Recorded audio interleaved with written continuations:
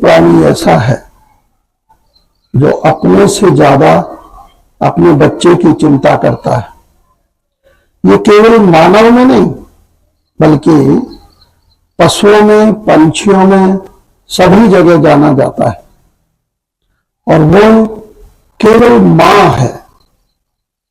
एक कहानी आपको सुनाता हूं। एक बार एक किसान 2 गायों को लेकर अपने देश के राजा के पास गया।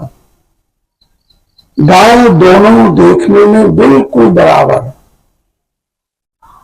उसने राजा से प्रश्न किया कि आप बताएं इनमें कौन मां है और कौन बेटी है। राजा ने चारों तरफ घूमकर गायों को देखा, पहचान नहीं कर पाया कि कौन मां है कौन बेटी है। उसने अपने वजीर को बुलवाया। वजीर ने भी ऐसा ही देखा लेकिन उत्तर नहीं दे पाया। फिर सभी मंत्रियों को बुलवाया गया, सबने देखा कोई उत्तर नहीं दे पाया।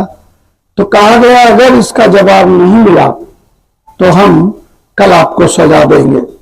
जब राजा की ओर से ऐसा आदेश हुआ तो सब चिंता में हुए।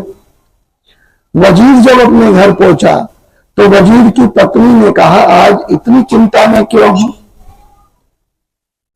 तो उसने कहा आज ऐसे ऐसे घटना हुई और कोई गायों को ये नहीं पहचान कर पाया कि कौन सी मां है और कौन सी बेटी है। वजीर की पत्नी ने कहा तो बड़ा छोटा सा सवाल है, मैं कल आपके साथ दरबार में चलूंगी, राजा से कहिएगा मैं उसका जवाब दे दूंगी। उसने कहा तो बहुत अच्छा रहेगा, सजा मिलने से पूर्व ही बच जाएंगे। वजीर अपनी पत्नी को दरबार में लेकर गया, राजा से कहलाया गया। राजा भी बैठे, गायों को सामने लाया गया। उसने कहा दोनों के लिए अलग अलग बर्तनों में इनका चारा लाया जाए। दोनों गायों के लिए चारा लाया गया। एक गाय बहुत धीरे धीरे खा रही थी और एक बहुत तेज गति से खा रही थी। और जब उसने अपना पूरा चारा समाप्त कर लिया तो उसने दूसरे की गाय में भी खाना शुरू किया। उसने अपना चेहरा हटा लिया और उसको खाने दिया। तो वजीर की पत्नी ने कहा देखो ये मां है और ये दूसरी बेटी है। केवल मां ही ऐसी है जो अपने आप को भूखा रखकर अपने बच्चों को खाना खिलाती है। उस किसान से पूछा गया क्या आंसर सही है, तो उसने कहा बिल्कुल ठीक है, यही आंसर है। प्यारे बच्चों, मां एक ऐसी है जो अपने आप भूखे रहकर भी अपने बच्चों को खाना खिलाती है।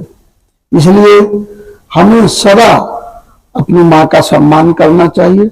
और अभी सम्मान में केवल इतना है कि जो वो कहें उसको माने, स्वीकार करें, उनसे पूछकर कार्य करें। जीवन में ये बात सदा याद रखें, यही उनकी सच्ची सेवा होगी। Thank you so much.